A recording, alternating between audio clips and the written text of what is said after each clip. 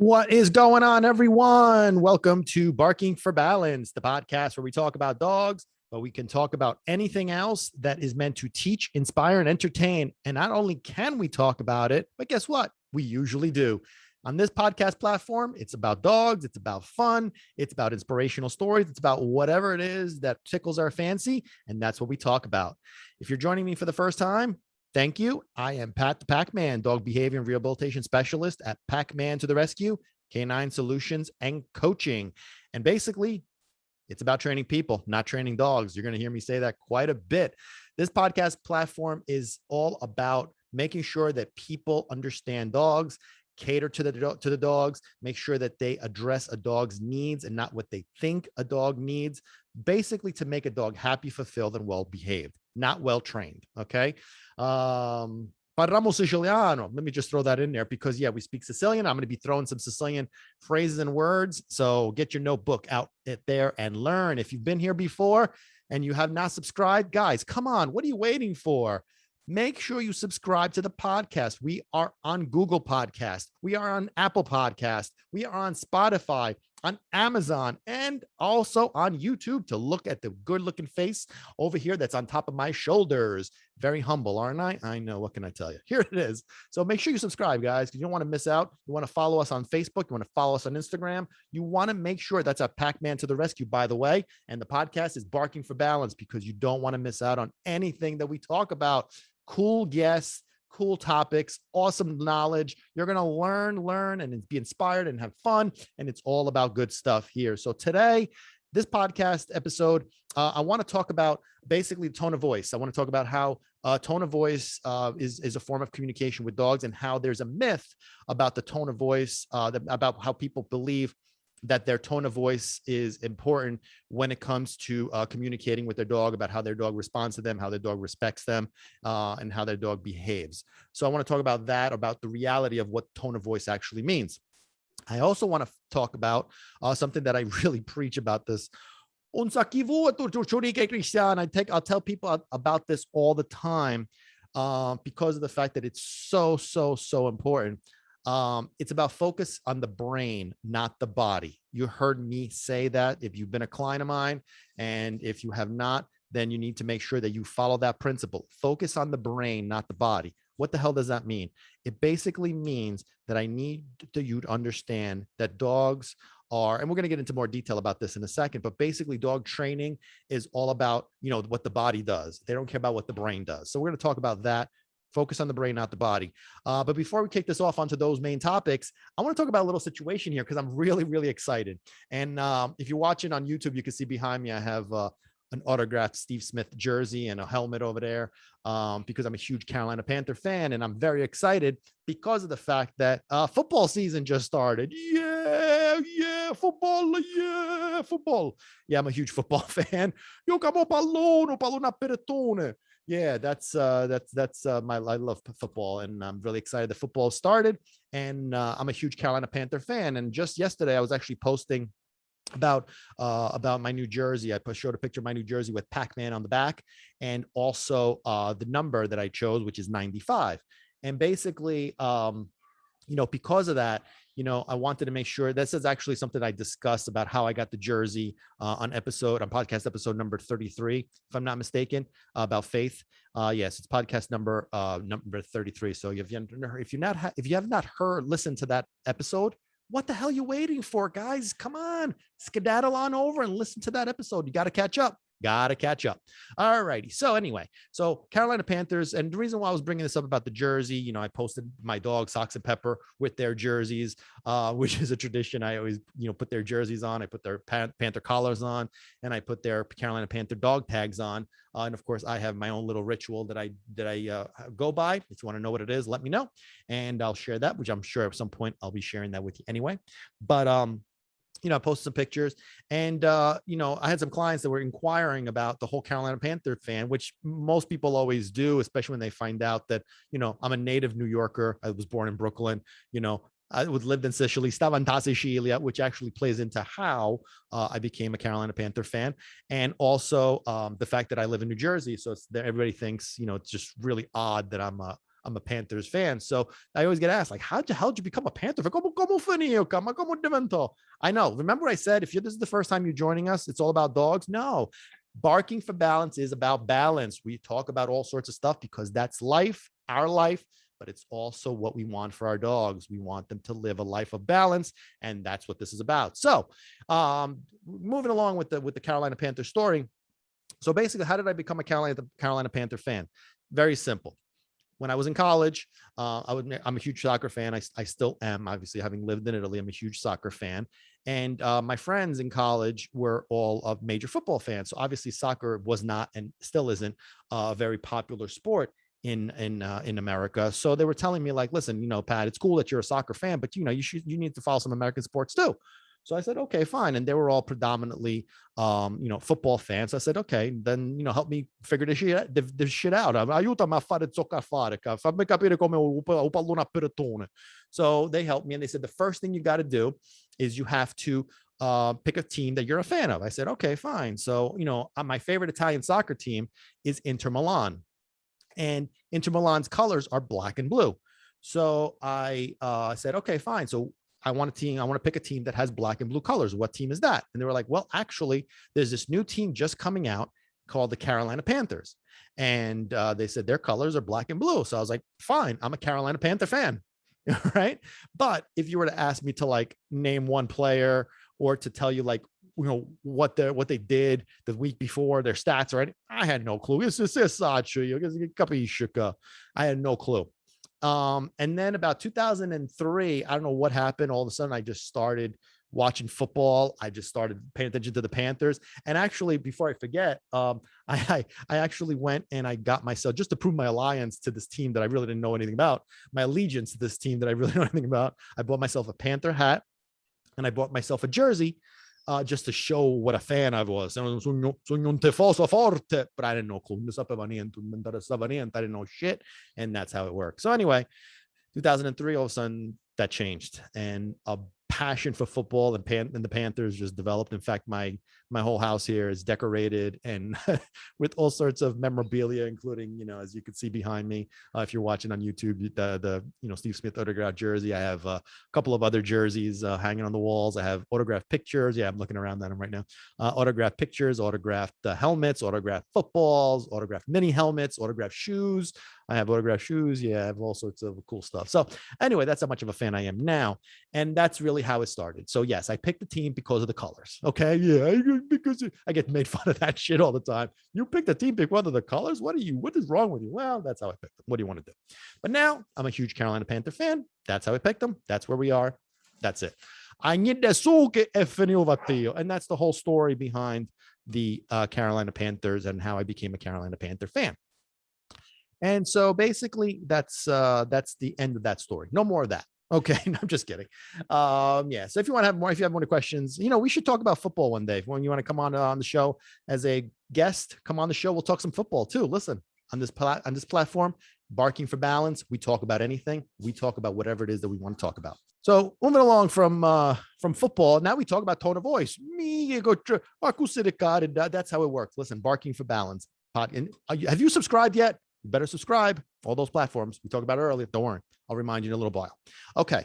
So tone of voice. Here's the thing when it comes to tone of voice. So people believe that they have to, like a lot of my clients who are women believe that their spouse, male spouse or male, partner, the reason why their dog responds better to them is because they have a more boisterous voice. They believe that men have a more boisterous voice, loudness, all that kind of good stuff. Here's the thing when it comes to tone of voice. Tone of voice, the way you talk, what you say, what comes out of your mouth really doesn't mean anything to dogs. Okay. Whether it's words or whatever it is, it really means nothing. So the louder you get, this is one of the things that people do oftentimes, is they ask their dog to do something and their dog doesn't respond. So they start to get louder, right? Like the dog is deaf. The dog is deaf. So they think like getting louder is going to get the response, which is kind of funny because when Americans go to a foreign country and they're sitting at a restaurant and they're trying to explain something to like they're in Paris in France, and they're trying to like order food you quiche, whatever. I don't even know what French cuisine. Let's talk about Italy. They're in Italy and they're trying to order lasagna and they're talking to the Italian waiter, which of course the waiters in Italy do know how to speak English, but let's assume that they don't. And they get louder, like they think like all of a sudden the waiter's going to understand what they're saying because they're getting louder. No, it doesn't make any sense. And the same thing applies when it comes to dogs. The louder you get, the less respect, the less trust points you earn. It doesn't make it better. It makes it worse. It doesn't communicate more efficiently. It communicates less efficiently because like I'm saying, tone of voice means nothing when it comes to dogs. Well, I'm sorry, what comes out of your mouth means nothing when it comes to dogs. It's really the energy behind what comes out of your mouth that really makes a difference. Not what you say. Okay. It's how you say it from an emotional standpoint, from an energy standpoint. Fa senso, mi state capendo? So like, for example, my father was a very, very strict, tough man. And all he had to do was, and I'm sure, you guys can relate to this, right? I'm sure you have a relative, mother, grandmother, grandfather, father, mother, whatever, that is just one of those people that's really, really tough. And all of a sudden they just give you that look. They don't say a word, but all what's going on and you just back up. You know what I mean? So what is it that they're communicating with their look? Or is it the energy behind the look? Because you could fake a look, you could fake the words, but if you don't mean what you're saying, like if they don't take you seriously, then it doesn't work. And dogs really are the same thing. The dog is reading how you feel, right? So when you're asking your dog to stop doing something or to do something, and you're not serious about it, they know you're not serious. Therefore, they're not going to respond to you. You know what I'm saying? Fa senso, mi state capendo. Right? You understand what I'm saying? I'm sure you've been in this situation or you've seen people in this situation. And if you have, please share your experiences with this. We'd love to hear that. But the bottom line is that when you're asking your dog, like for example, when I ask my clients to correct their dog for what they're doing, right? And I tell them, correct the dog, tell them to stop or whatever, right? And they do it. And I'm looking at the dog. I'm not really looking at the human because I'm looking at the reason. I'm looking at how the dog responds. So the way the dog responds to the human, it tells me how they feel. So they're correcting very, very soft. They're saying it. They're trying to correct, but they don't mean it. They're doing it because I told them to do it. So in their mind, they're processing this. They're saying, I know, baby, I don't really want to tell you to stop, jumping and biting me. But, this mean man over here told me to do it. So I'm just going to do it. I don't really mean it. That's just him. I don't really want to. Therefore, the dog's not going to respond to that. Capiche? Oh, that's really the simple fact of the matter. So if you're not serious about it, if your emotions are not in check, then you're not going to get the response. Now, here's where the problem lies. So your tone of voice starts off calm, because one of the things I always preach about, siempre, mi me fa dolorare testa, bedamaggio, how many times I have to say this? Bedamaggio, how many times? Is you got to learn to be calm. Being calm is the magic formula. 95% of the battle is a calm mind, relaxed body. Okay. Learning the techniques is easy. Learn to be calm and relaxed. That's more difficult. And believe it or not, that's the secret. So I tell everybody, you got to learn to be calm. And those that get it will recognize me. So he's right. When I get calm, my dog calms down. Yes, because they're copycatting that emotion. They're reflecting back what it is that you're feeling at that point. The problem becomes that when you're trying to assert yourself and you're trying to let them know not to do something, that's part of the equation. Remember, we're talking about balance, barking for balance. See the word balance? We're talking about life of balance for us. Life of balance for your dog is the same thing, but also how we communicate is also about balance, right? So we have that calmness. So that calmness is across the board. It never changes. It's always, no matter what's going on around us, no matter what the dog's doing, we always remain calm. So when we're correcting, we maintain our composure, we maintain our own energy, we maintain our own sense of confidence and consistency. Okay. No matter what's going on, we always stay consistently. We stay consistently constant. You've heard me say this before. Calmness is about patience, is about being consistently constant. It's really that simple. Doesn't change. Your emotions don't change based on what's going on, good or bad. So you stay calm, you're correcting your dog. But now the problem is that if you're not serious about that correction, then they're not going to take it seriously. So you're not becoming firm, tough, assertive. Make sense? And here's wherein lies the problem. So now we have to balance out that calmness with firmness, with toughness, with assertiveness. You got to balance it out. And by balancing it out, you're showing your dog that you are inconsistent. You're consistent with your emotions. You're not joking around. And they're also recognizing that they're not able to change your emotions by swaying you from one side to the other. You're staying in the middle, calm and firm, in balance, everything in proportion. Facenso. Because again, what people start off with is that calm side, right? No, no, no, no, no, stop. I know, I thought like I was singing for a second. My throat hurts from screaming like that. Whew. That's not fun. Screaming is not fun, but that's what people do. They scream, right? Stop. Come on. You know what I'm saying? It doesn't make sense. Your dog's not going to respond the way you want. If your dog's barking out the window and you're screaming at him, he ain't going to stop barking. He's going to bark even louder. If he's jumping on the counter and you're screaming at him, he's looking at you like, I don't know what the hell's wrong with you, fella. You know what I'm saying? That's really the reality. It's a Ford. That's what he's saying. You're crazy. You're nuts. That's what the dog is thinking. You know what I mean? So your tone of voice, really what comes out of your mouth really doesn't mean anything, because at the end of the day, a dog will communicate with energy and body language. So your body, the position of your body, how you maneuver your body is really the key, along with how you feel. So you don't have to say a word. You just have to be in calm and firm in your mind when you're addressing your dog, when you're correcting your dog, when you're, doing whatever it is that you want with your dog, but you have to show that sense of assertiveness / calmness / leadership, which is really the secret ingredient, the secret to being an effective leader. Capiche? Oh, so when somebody screams at their dog, when somebody's yelling and just going nuts, it's not effective. So the more loud we become, the reason why we're becoming louder is simply because your dog's not deaf. You don't just what we do. Your dog's not deaf, and you know that.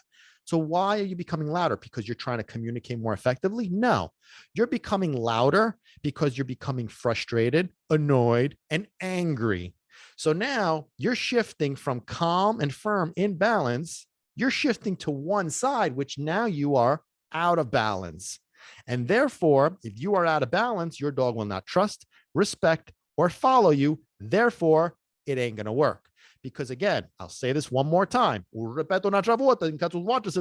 case you're not a little hard of hearing. If you become louder, you're not communicating more effectively. The reason you're becoming louder is because you're becoming frustrated, angry, and annoyed. That's why. Okay.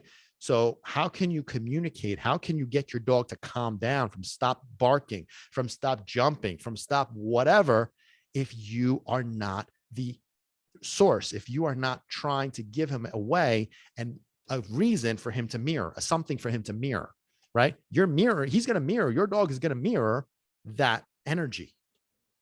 Capiche? Does this make sense? You guys have any question on this? I mean, does this make sense? Because I really want to hear, some of your experiences when it comes to this kind of stuff. So the more fearful, the more angry we become, because my dog's not listening to me. This dog, he needs to listen to me. I'm the boss of this house. Yeah. You think that.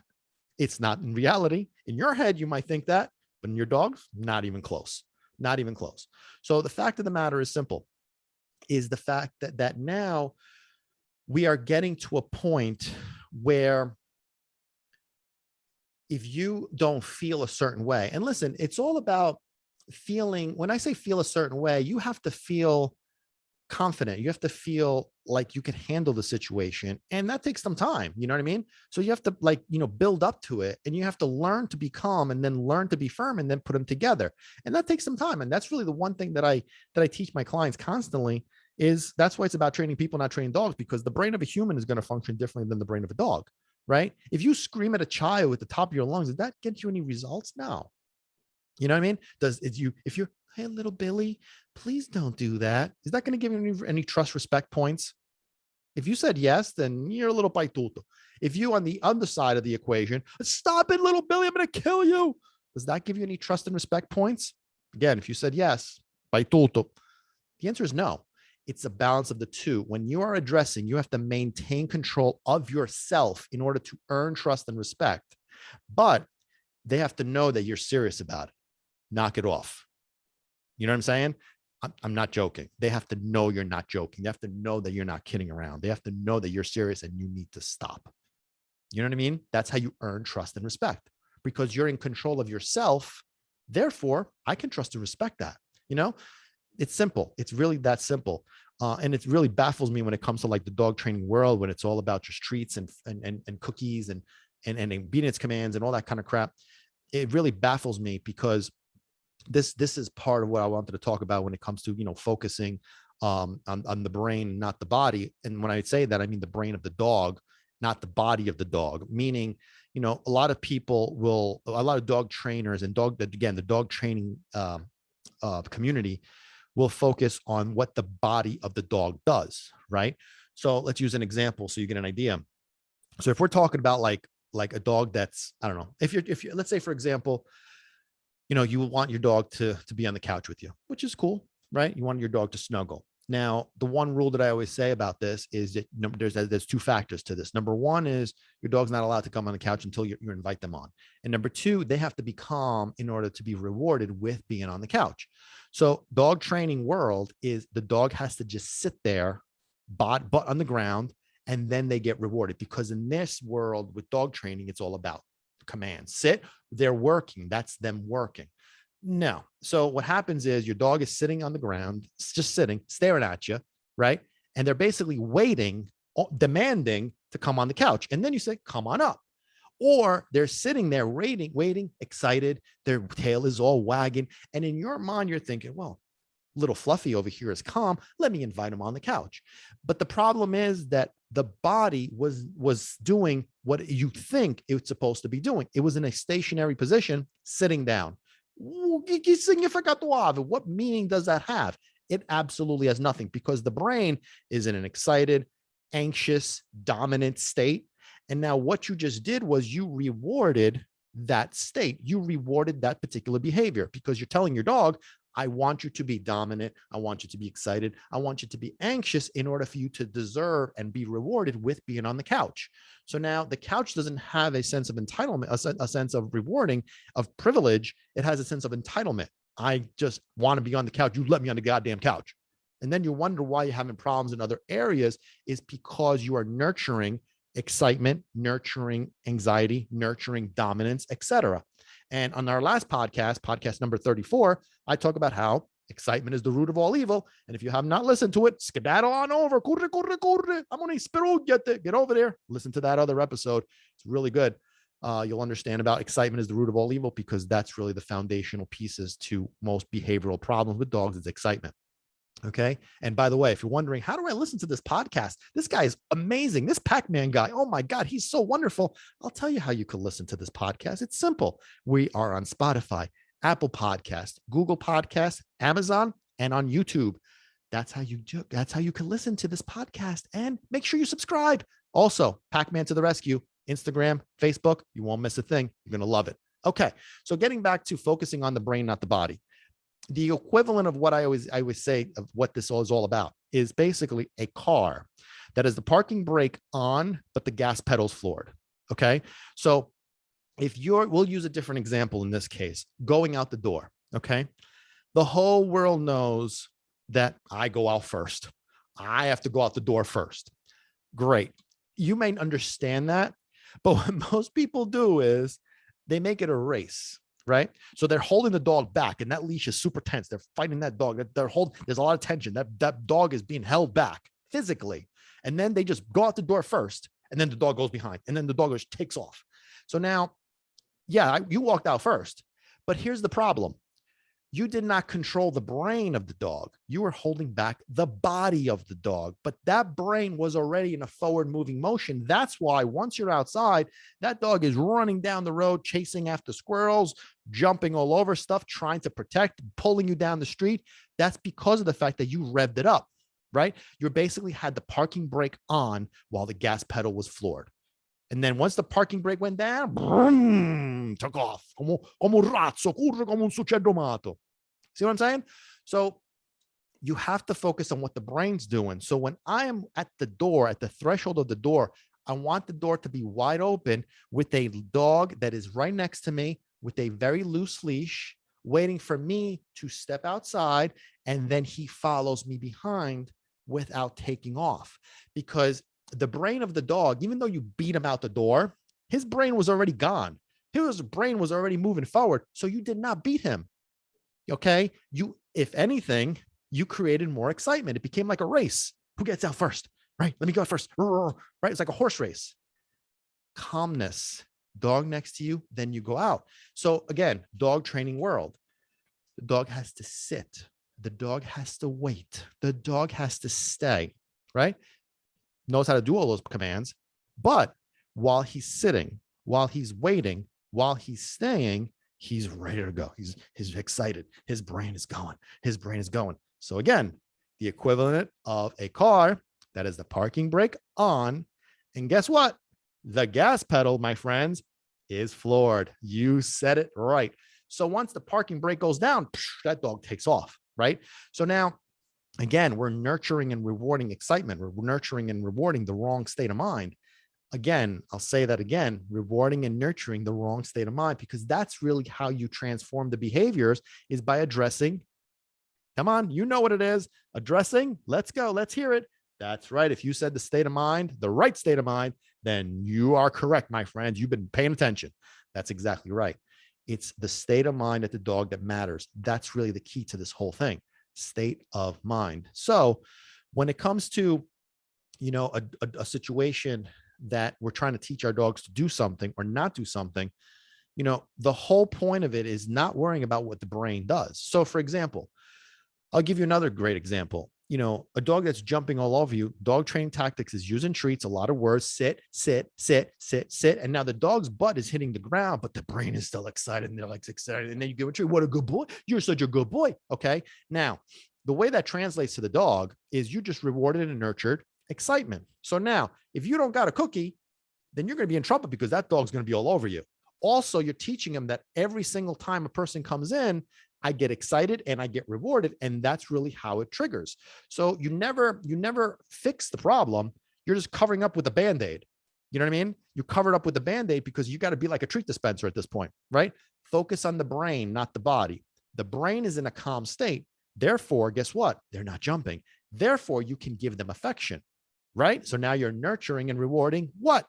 If you said calmness, my friends, you are right. You're a bunch of Packmaniacs. That's right. We are Packmaniacs because we focus on the brain, not the body. You start to understand why I talk about, it's about training people, not training dogs, because dog training doesn't really focus on a dog's needs, doesn't focus on a dog's brain.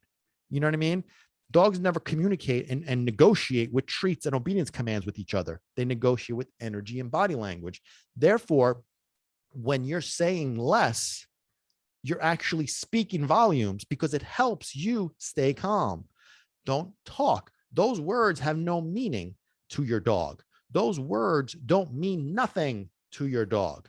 It's how you feel that means something to your dog. Because again, and I'm sure you see this all the time, or you are this all the time, when you're doing a lot of conversation with your dog, especially when the dog is misbehaving.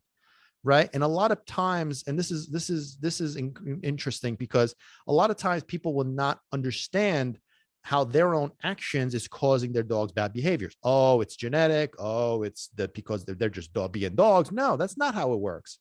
Is us that teach them how we want them to behave, how we want them to act, and how we want them to behave and how we want them to act is simple. State of mind, the right state of mind, because the conclusion here is very simple, right? Teaching a dog to be calm, very difficult, right? Getting a dog to calm down, that's tough. But what about getting excited? You can make a dog excited in the blink of an eye. You snap your fingers, they get excited. That's the problem, is we have to teach our dogs to be calm because getting them excited is easy. Getting them to calm down, that's a whole different story. So we have to focus on the brain, not the body. Make sense, right? Mi state capiendo? Are you listening? Are you paying attention? I hope you are, because this is important. Focus on the brain, not the body. I don't care what the body does. I don't care if they're sitting, laying down, standing on their head, spinning around in circles on their tail. I don't give a. It's the brain, right? So if we go back to the example of the couch, you want your dog to be snuggled on the couch. Again, we want them to be invited on, right? But we also want them to be in the right state of mind to be invited on. So once they disengage from the couch and they're just laying down, their head on the ground, they're just chilling, like whatever. Now you could say, come on up, little fluffy, right? Because now we're saying this is the state of mind that gets you to be on the couch. And at the end of the day, the couch is supposed to represent calmness. The couch is supposed to represent relaxation. That's what we do on the couch. We relax on it. Same thing with the bed. We relax on it. If you don't do it that way, the couch and or the bed now have a playground association because they're excited. And now they come on the couch and they're running around in circles and they're getting all crazy and they're playing with toys and they're biting or whatever, because that's the association of couch with bed. Couch with excitement, bed with excitement. They associate those two together. Excitement is associated with those two things. So we don't want that. We want calmness. So when we come on the couch, we just chill. If you want to play, go on the floor, go over there, not here. You know what I mean? But to teach that, we have to reward the right state of mind. And so again, when we're talking about like dog training tactics are all about what the body does. The body has to be sitting. Right now in the dog world, does sitting, laying down, does that have a purpose? Absolutely. But it doesn't have a purpose when it's attached to a button, so to speak, meaning when we have to ask them to sit, right? If we ask them to say, this is the thing, like sit, everything is sit. Like sit is the fucking magic word and the magic thing to make a dog be good. I mean, come on, every single dog knows how to sit. But here's what's funny though. Have you ever seen a dog, they're in like an excited state or an aggressive state or a fearful and anxious state or whatever state of mind that is not calm, and you ask them to sit, you're saying 100 times, sit, sit, sit, sit, sit, sit, sit, sit, sit, sit, sit, sit, sit. Come on, man. It doesn't work. It does not work when it's attached to a button. Okay. You can't push a button and make a dog feel different. I mean, common sense. If I say no shit, does this make sense? A dog has feelings, emotions, and you can't make, just like we can't make a human change their emotions by simply snapping a finger, flipping a switch, pushing a button. It doesn't work that way. So what makes us think that if we have an aggressive dog, an excited dog, or nervous dog, or fearful dog, that by saying a freaking word, all of a sudden, oh, I'm fine. Yeah, no, I'm good now. And fearful, aggressive, no, that word just it's like they're what do you think, they're hypnotized or something? This is like the code to snap them out of it. Does this make sense, guys? So in the dog world, sitting and laying down does have a purpose. It means surrendering. It means relaxing, but it only means that if the brain does that, if the brain makes them do so. So like, think about it like this. If there's two guys that are fighting with each other, right? And you tell, okay, you go over there, you go sit over there, and you go sit over there. They're going to go sit down, maybe, but does that solve the conflict? Did that fix anything? Or are they still pissed off? Right? So as soon as they remove themselves from the chairs, guess what? We're right back to square one, right? The brain is still in that state because you've never fixed anything. So the same thing is with the dog. If you are asking your dog to sit, especially when they're aggressive, yeah, they'll sit. Maybe sometimes they'll sit, but they're still fixating on the other dog or whatever the case may be. If they're excited, chances are they're not even going to be paying attention to that. They're going to be still doing their own thing, and you're going to sit. Because that's all you're going to be saying. Sit, and that's it. When a dog sits down or lays down on their own, they're calm and they're surrendering to that event, to your will, to your desires, to the circumstances, whatever the case may be. That's when a dog is being a dog, right? But if you ask them to sit, if you ask them to lay down, who cares? Because the brain never transitioned from whatever to calmness. The brain is now associating the word sit, the behavior of sitting, with that state of mind. Let's call it excitement in this example, right? So when you say sit, that word means excitement. So because they're already excited, you're adding more fuel to this excited fire, and you say that word, they get more excited. Man, more excited. Oh my God. Like Pavlov's dog theory. Pavlov's dog theory. It's that simple. But saying so, does it make sense, guys? Give us any questions. I really want to know your opinion on it. But that's really the reality of it, and it comes to the same conclusion as to the tone of voice. The way you speak, how you feel is what matters. So you could just make a sound like my Italian mother. Shit. Hey. Okay. Right. So, obviously, as you guys know, I follow Cesar Millan's philosophies. That's how I learned about everything that I do here. And everybody always says, or everybody thinks that sound that Cesar Millan makes, the sound, is really the magic, right? That's the sound. That sound really makes the dog behave differently. People will ask him all the time, and I have my own clients that have the same thing. Is they'll use my correction sounds, which are hey, and okay. I'll use those correction sounds, and they'll say to me, "It doesn't work." And people will say to Cesar Millan, that doesn't work for me." And what he will tell them all the time is this. Ready? Write this down. It is not the sound that works. It's the energy behind the sound that works. You know what I'm saying? So let me give you a quick example of what I'm talking about. So a few years back, I was working with a family who had it was a little dog, like a little 20-pounder, like a miniature golden doodle or something, maybe a Shih Tzu. I don't know, something like a 25-pound little dog. And one of these little corks, one of the corks that this dog had was related to aluminum foil. So when her mommy would rip aluminum foil, this dog would bark like you can't imagine. So what I did was I would have her, I demonstrated, ripping the aluminum foil with my corrections, and the dog would stop. No more barking. Then I had her do it, right? Ripping aluminum foil. We went through we should have bought stock in aluminum foil. Because we went through so much aluminum foil, and she kept trying and trying and trying, and she would make the sound that I was making, but it wasn't producing the same results. See, Pat, it's not working. That's what she would say to me. Yes, it is the problem. It's not working because how do you feel? I feel frustrated. I feel annoyed. I feel angry. Okay, wonderful. There's your problem. No, that's the sound that's not working. Okay, let me show you this. So what I did was I took the aluminum foil, and as I'm ripping it, instead of making the sound to make her dog stop barking, instead of making that sound, or maybe I was saying hey, along with because again, my three sounds are hey, which is Cesar Millan sound, and I use because that's really what my mother does to me. Okay, still to this day. Yeah, Italian mothers, you know how that works. That's how it works. So that those sounds make me calm, keep me calm, but make me feel powerful, make me feel tough, make me feel firm, make me feel assertive. That's really the purpose behind. Again, it's the energy behind the sound. Make sense? Okay.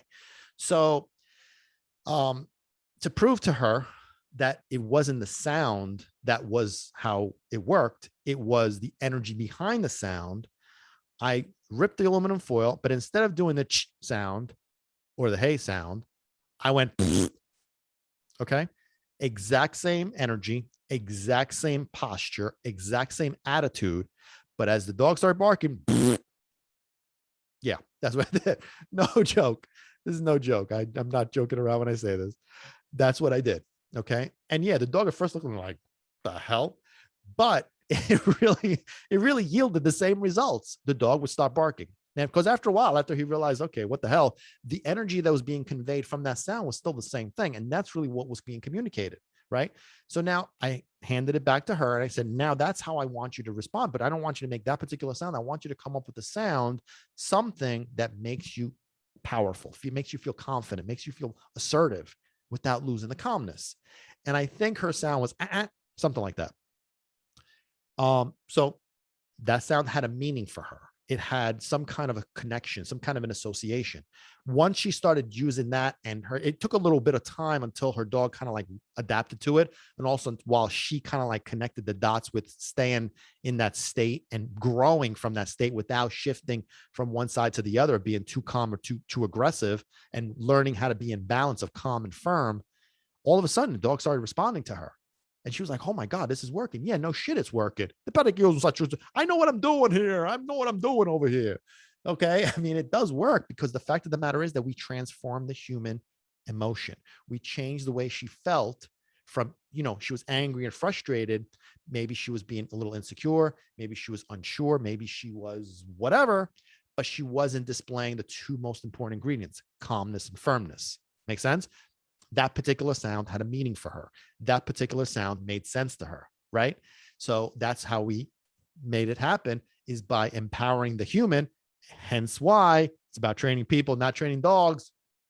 Write that down. That's important. So, that's the bottom line. So focusing on the brain, not the body, again, connection to that. We're addressing the brain of the dog, right? We're addressing the reason why they're barking. Why was this dog barking? That sound made him excited. There was a connection. Maybe at some point, they heard the sound. Maybe they got scared. Maybe they got excited over it. And then the humans just kind of added more and then become an obsession. But believe it or not, dogs do become obsessed over stuff. They become fixated over stuff. And it's all a driving force from the human. We make them that way. So I'm not sure how it happened or why it happened. I don't really care. We just have to fix it. And the way to fix it is simple. Understanding that our energy is the driving force. And in order to get a dog to behave the way we want them to, we have to focus on the brain of the dog, not the body. I don't give a shit what the sitting, the laying down. If they're doing it on their own, that's different. But if they're not in that right state, that mind is what I care about. You know what I'm saying? I want to make sure that the brain is in a state of mind that is conducive for me to nurture and reward. You know what I mean? And at first, when you're dealing with the dog, for example, that's excited, they're a level 10. Most people make the mistake of waiting for their dog to go from a 10 all the way down to a 0. Now, depending on the circumstances, yeah, that's necessary. But most of the time, we just want to reward a drop down. So we want them to go from a 10 to a 9, reward the 9. But the next time around, that 9 is not enough, because otherwise that 9 becomes the starting point. That is becoming what our expectations are for them. And that's what they're going to give us. Right. So no, that 9's not enough. I want an 8. The next time I want a 7. The next time I want a 6. And before you know it, now it's all about calmness. And then we want them to be excited. We make them excited. Bam. And then we flip the switch, make them right back calm again. And all of a sudden you're like, ooh, I'm a pack leader. That's right, baby. Because you focus on the brain, not the body. Make sense? Does this stuff make sense, guys? Or am I just talking out of my ass? Believe me, I'm not. This stuff works. Okay. So dog training, mandala fucking cool. Let's focus on training people, understanding the psychology of the dog, right? Understanding how the brain of the dog works different than the brain of the human, understanding how to communicate dog language, right? That's really the two most important things that we do here at Packman to the Rescue is we train people about the brain of the dog, and we train people how to communicate dog language. And it's not through dog training, treats, and obedience commands. Don't fool yourself. Okay. Calmness is the main form of communication. Everybody that thinks, oh, you got to be tough. You got to show them who's boss, in a way. But if you don't show them respect, if you don't show them trust, they're never going to show you respect. They're never going to show you trust. There's always about balance. You know what I'm saying? You can't be too soft. You can't be too wimpy, too permissive, but you can't be too angry, too strong, too frustrated, because you're out of balance. Barking for balance, guys. It all comes back to that. Barking for balance. And we need to bark for balance. God damn it. I don't know if that's barking or, but whatever. Anyway. So if you guys have any questions, let me know. I hope this makes sense. I hope you guys enjoyed this episode of Barking for Balance. And if you have any questions, please let me know. Make sure you subscribe on all those platforms that we talked about earlier, so you don't miss another episode. And you follow us on also social media, Packman to the Rescue, Packman to the Rescue, Facebook and Instagram. So this way you keep track of all the good stuff. And believe me, we got some good stuff coming. A lot of cool stuff happening over here at the Packman to the Rescue, including this podcast. So anyway, I hope you guys enjoyed this episode of Barking for Balance, guys. Any questions, please hit me up. And remember, it's about training people, not training dogs. Catch you guys next time.